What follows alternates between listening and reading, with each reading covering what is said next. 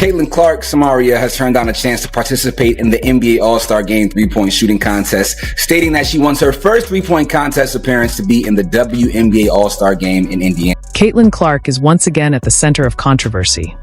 This time, things are getting heated over the NBA All-Star event. Clark made waves by turning down an exclusive NBA invitation, a decision that has set the basketball world ablaze.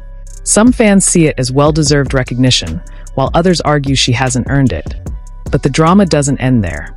The Indiana Fever, Clark's new squad, is being hyped as the fourth best team in the WNBA. Is that ranking truly justified? Not all fans are convinced. Even WNBA star Nafisa Collier has chimed in. While she acknowledges the excitement Clark brings, she questions why the reigning champions aren't getting the same level of attention. So, what's really happening here? Is this about Caitlin Clark's undeniable star power? Or is the WNBA failing to properly spotlight its established stars? The debate only intensified after Clark declined to participate in the 2025 NBA All-Star Weekend's three-point contest against legends like Stephen Curry and Sabrina Ionescu. He needed that. I think she might get him, man. I think she might get him. He's got to be a little bit perfect now. His money rockets to come. Initially, most media members praised Clark's decision, especially since she stated her intention to make her All-Star competition debut at the 2025 WNBA All-Star Weekend on her home court, aiming to elevate the WNBA. Later this year. I think it's commendable, honestly, because we already know that the NBA All-Star Game is going to get all of these eyes, all these people watching. If she's able to get Steph Curry or LaMelo Ball or any of these other guys that are really shooting right now at a high level to come and compete against her in the WNBA All-Star Game, it's going to be huge. It's going to be the biggest thing. That's all anybody's going to be talking about. So like I said, I think it's a great move for her, because at the end of the day, what's important to her. Who do you have winning the three-point shootout, Steph or Sabrina? Sabrina. Team Sabrina. I'm taking underdog. Okay. Sabrina. Love that. I have to go with Steph. I think he'll get it. I think I said Sabrina earlier, so I'm gonna stay with Sabrina. As much as I love Sabrina, I gotta go with Steph. I gotta go with Steph. I go with Steph because I've seen Steph, you know what I mean? I'm go with Steph. I probably have Steph, but I'm not gonna, doubt Sabrina. I don't care about it. But on February 13th, news broke that there will be no rematch of the Curry versus Ionescu three-point competition that stole the show at the 2024 NBA All-Star Weekend. Some suspect Clark's decision to decline played a role in this outcome. Just announced that the NBA WNBA shootout with Steph Curry and Sabrina Ionescu is off. NBA's Mike Bass said, "We weren't able to land on a plan we thought would raise the bar off of last season's special moment. We all agreed not to proceed, and we will keep the focus on All-Star Sunday's new format." When I first saw this, and this kind of plays into Unrivaled as well, if you guys remember when Sabrina Ionescu signed up for Unrivaled, she said that one of the biggest things and the qualities about Unrivaled that she really... Fox Sports host Rob Parker criticized Clark's decision, claiming her absence ruined the event. There's one person and one person only who has ruined NBA All-Star Weekend. Who that? And that's Caitlin Clark. Fox Sports broadcaster Rob Parker is making it clear that he holds Caitlin Clark accountable for this outcome. On an episode of The Odd Couple with Rob Parker and Kelvin Washington, Parker criticized Clark's decision, calling it a missed opportunity to boost TV ratings and deliver an exciting spectacle for fans. He even suggested that Clark owed the NBA a favor, arguing that the WNBA wouldn't exist without the league's support. The least she could have done was be solid for her brothers in the NBA. Parker stated that Clark's representatives have not responded to Parker's remarks, but his comments have sparked a larger debate about the expectations placed on athletes and the pressure they face from both the media and fans. As the NBA All-Star Weekend approaches, the controversy surrounding Clark's decision continues to gain traction, highlighting the challenges of balancing personal and professional commitments in the sports world. But that's just the beginning. ESPN has already released its fearless forecast for the 2025 season, even as the New York Liberty are still riding high from their first ever WNBA championship. All right, this was some diabolical work. Let me first say that list content and ranking content is an easy way to get engagement. Obviously, it's a tried old trick and tactic, and there's nothing wrong with it, especially around, events, tentpoles. I mean, you could do it at any time, but it makes sense with March Madness going around that someone would rank the greatest women's college basketball players of all time. The rankings place the newly crowned New York Liberty at the top, with last season's runners-up, the Minnesota Lynx, ranked second.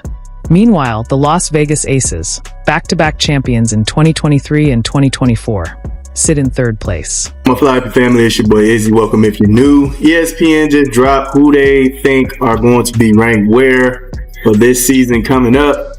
And man, when I say this list is ridiculous, man, we're about to get all the way. But the real controversy begins with the fourth spot. ESPN's decision to rank Caitlin Clark and the Indiana Fever as the fourth best team in the league for the upcoming season has sparked debate. Where somebody ranks somebody, either that's up to the ranker, and that's going to get you the rancor of, some of the fans, which is part of the point in the first place, is to stir up debate and get people wondering who should be ahead of who and why you put somebody too high on the list and all that. But ESPN had this list of the greatest women's college basketball players of all time, as I just alluded to. And the way they presented it was something else. The reaction was swift. An account named I Talk Hoops shared the rankings on X, sparking a wave of fan responses. Many weren't happy with how highly Clark and the Fever were ranked. One user wrote, *, way too early, but Indiana over Connecticut is laughable. Over Seattle, *, another added, *, Indiana isn't climbing to the top 4 next season unless that whistle keeps going. The video, the thumbnail of the video, and the title is presented like this. Is Caitlin Clark the greatest of all time in college basketball? So clearly using Caitlin Clark's name to drive it, knowing that Caitlin Clark is the biggest needle mover. Obviously, nobody knows that better than me. And I'm expecting to see where Caitlin Clark ranks on the list if I see that specific title. The issue is, not only is Caitlin Clark not even really on their list, she got removed from the list in the process while they were talking through. For the most part, the streets of X are not in favor of Clark and the Fever. After all, this team is coming off their first playoff appearance since 2016. Much of which can be credited to Clark's explosive rookie season. However, fans seem unconvinced that the Fever deserve to be ranked as the fourth best team in the league. Caitlin Clark and company are good, but according to many WNBA supporters, they're not that good. Just when it seemed like the debate might die down, the WNBA's latest announcement reignited the controversy, adding more fuel to the fire. The league is coming off a 2024 season filled with incredible basketball and unforgettable performances, leading to a record-breaking year. Now, the WNBA has revealed its national broadcast schedule for the 2025 season, further intensifying the spotlight on the ongoing discussions. Yeah, but let's get into the full ranking, all right? So they have Asia at 1. Now, I don't think that's right. Okay, I don't feel like she has a higher chance than Caitlin in feet. I'm not gonna lie. She now has Jewel Lloyd on her team. The possession of the ball is gonna be split big time between Jewel and Asia now. That's how I'm seeing it.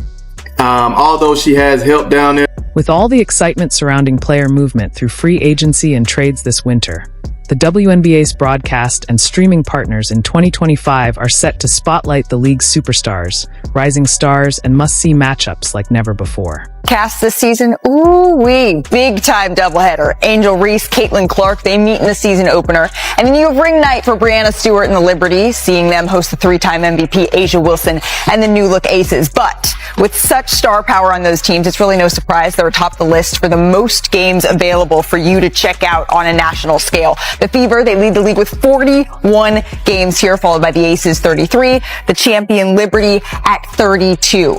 And then Clark and the Fever will have 41 of their 44 games featured on national television broadcasts or streaming platforms throughout the 2025 season.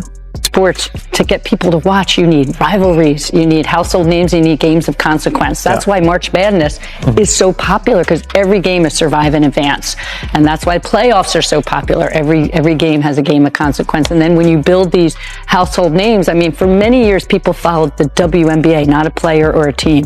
And now we have this opportunity to build rivalries, so they're following teams and players, not just the league, because it's the right thing to do, because we're a women's sports league, so it's changed. How are you looking now at Clark took over the basketball world 2 seasons ago when she was a member of the Iowa Hawkeyes. Last this season, big time doubleheader. Angel Reese, Caitlin Clark, they meet in the season opener. And then you have ring night for Brianna Stewart and the Liberty, seeing them host the 3-time MVP Asia Wilson and the new look Aces. But with such star power on those teams, it's really no surprise they're atop the list for the most games available for you to check out on a national scale. The Fever, they lead the league with 41 games here, followed by the Aces 33, the champion Liberty at 30.